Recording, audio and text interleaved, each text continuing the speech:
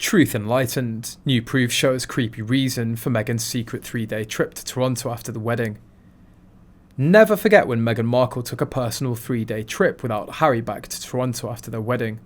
But she made sure to use royal protection officers and cost the UK taxpayer money. Now a source continues exposing the reason why she made the secret trip. Right after her wedding, Meghan made a secret trip to Toronto and stayed at her best friend Jessica Mulroney's house. Meghan, who travelled without Prince Harry, flew commercial round trip to Toronto for the 3-day trip, ABC News has learnt.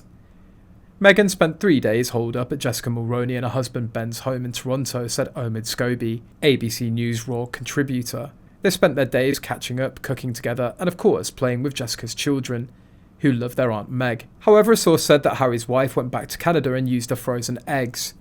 Eggs have to be transferred by special courier from clinic to clinic. You can't just walk out with them. But embryo implant would happen on those days, especially with Archie's birthday being May 2019.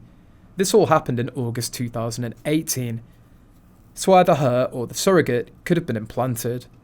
The source said that it's possible that Harry's sperm were then added to either her frozen eggs or she underwent IVF to retrieve eggs, thus creating embryos of Meghan's eggs and Harry's sperm.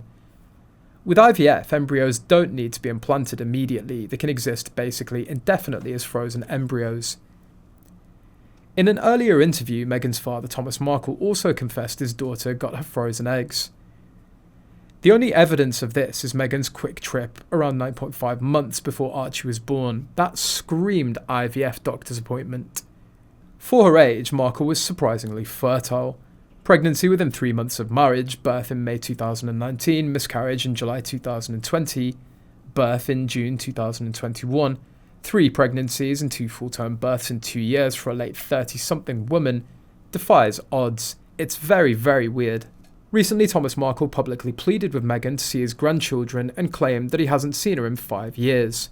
I still haven't seen my grandkids and I want to see them, and I think the king would like to see his grandkids as well, Thomas explained of himself and King Charles during the live broadcast, noting that he hasn't seen his daughter nor Prince Harry in 5 years, and last spoke to Meghan from the hospital days before a royal 2018 wedding.